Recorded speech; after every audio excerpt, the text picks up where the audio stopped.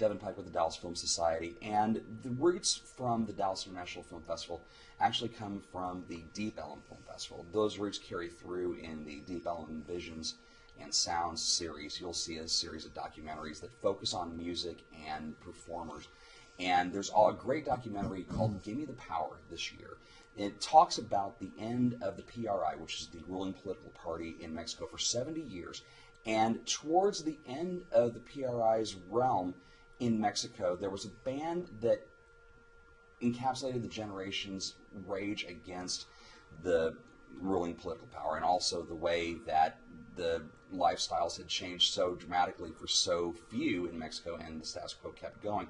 The band is Molotov. Paco and Randy are here. First off, guys, thank you very much. I know you've had an incredibly long day. You had a gig a couple of nights ago, planes, DJ gigs, and to have to sit down and talk to a gringo like me. So first off, thank you for being here, first off. Thank you. Talk a little bit about Molotov, because Molotov's story is integral to Gimme the Power and the transition away from the PRI.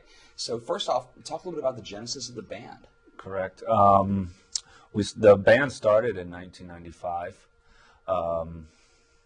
Actually, a product of the local battle of the bands kind of thing. It was it started off there. It was 4 individuals. 2 of them aren't here.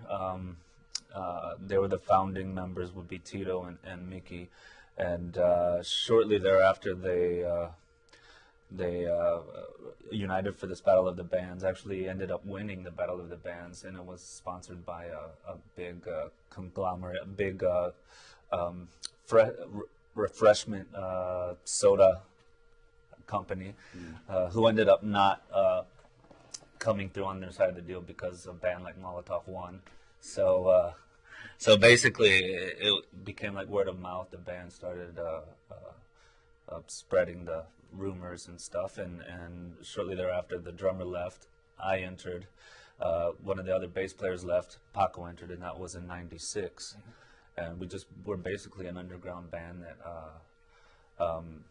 started playing around the Mexico City circuit, and then grew from there, and eventually ended up signing with Universal Music. The band's music is, I mean, people compare it to Rage Against the Machine in actually taking a look at, truth to power, being able to give a voice to the voiceless. Was political bent always the way that Molotov wanted to go, or was it just the music first and then politics just came along after? I believe it's sort of an accident, because with the first, I'd say one of the records that caused more, I'd say, controversy was the first one. And obviously those are the songs that you write for yourself inside your 50 square foot rehearsal space, and you don't plan on having people, you hope you do, but you don't plan on having people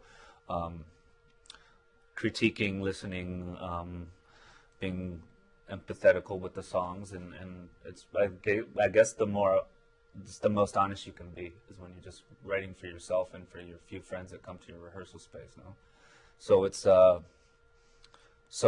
obviously we do talk about politics, but we talk about it on a street level, stuff that happened to us. We don't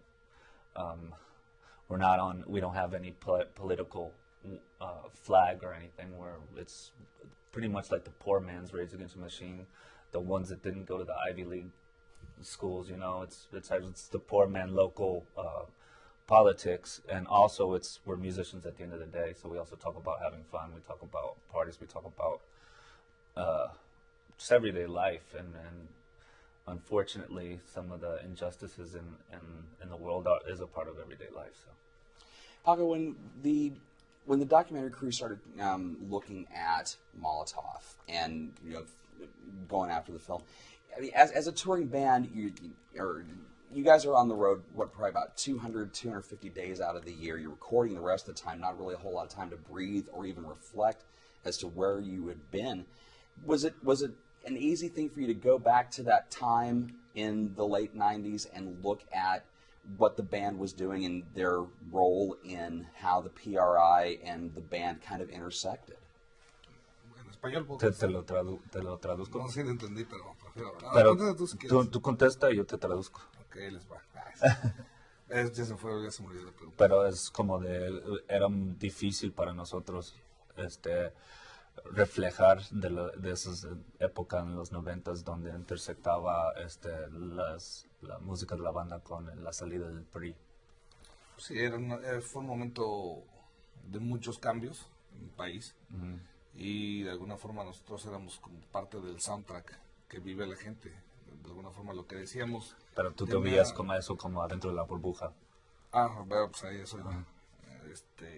Como parte de la banda vas haciendo giras, vas tocando, vas viviendo de lo que hacemos, de la música.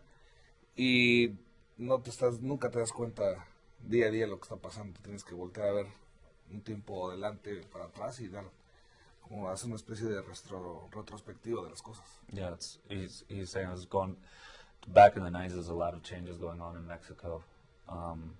Obviously, it was a whirlwind with the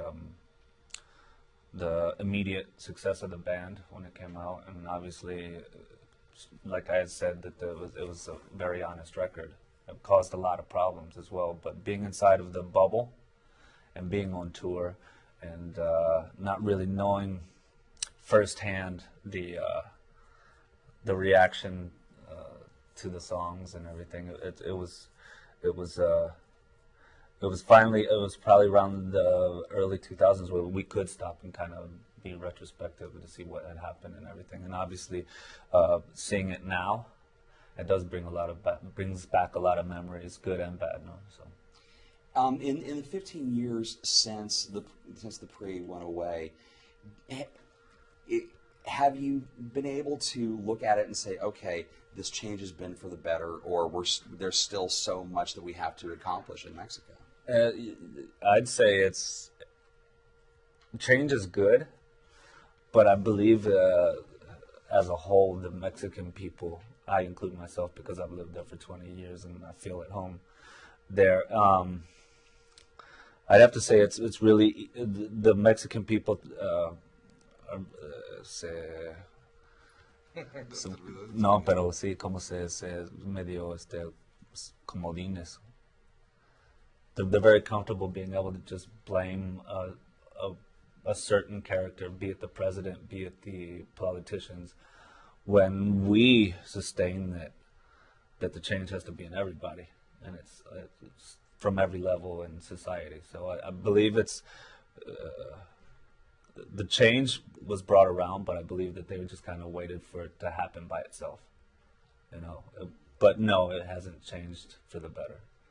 Some things have gotten better, a lot of things got worse.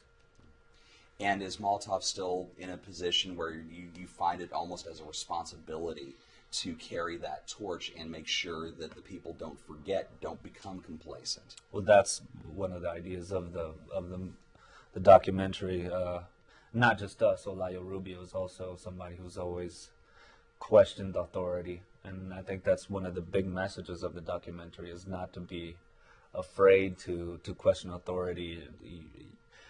And we're not saying to go around with a revolutionary flag and much less it's our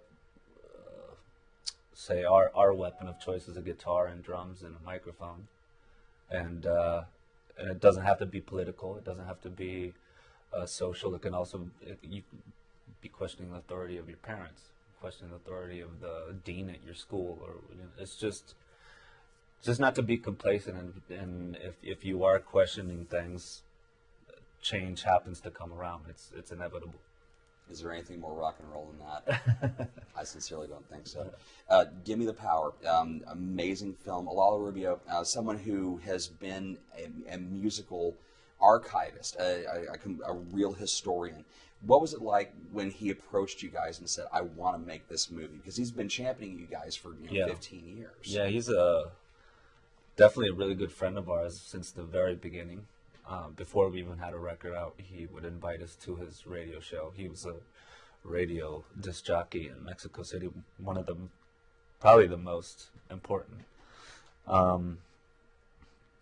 It was great because we've seen him as a disc jockey, and then we saw his transition to filmmaker, And it was actually pretty humbling because he said, I had this idea since way back, but I wanted to do 2 or 3 films just to kind of not be such an amateur. It's actually his company's called Amateur Films. Nice. But so until he could approach us and say that he's proven himself as a film maker and wants to do this project. So we obviously we gave him total creative control, and our actually was very limited what we actually had to do. We just had to go and get all the archives that we had camera people following us around, and sat down just like this for the interviews, and that was basically it. But yeah, it was very flattering, and also a direct impact to the band is that we have like this segundo aire, like our second wind for our upcoming projects. So it's pretty awesome. Fantastic. Do you know what the future is for the film outside of the festival circuit? I do not. I know that we're on Netflix in Latin America. We're doing very, very, very well there, and it's I don't know what else. I think we're going to France and Australia, and that's it. I don't know about distribution here in the States. I have no idea. Well, then I got to get Ayala on the phone. And guys, sincerely, thank you for coming to the festival. And are you gigging? I know you had the DJ gig last night. Is there a gig planned for the band? The next gig we have here in the States is actually the Neon Desert in El Paso. That's going to be our next one. That's May 25th. Well, you can check out all the details about Gimme the Power. You find it once we track it all the way down and we find out what the distribution is for America. We'll have those details at DallasFilm.org, as well as any other details about any of the films you found at the festival. Gentlemen, thank you guys for being here. It's an absolute gas. Thank you. You bet. Appreciate it.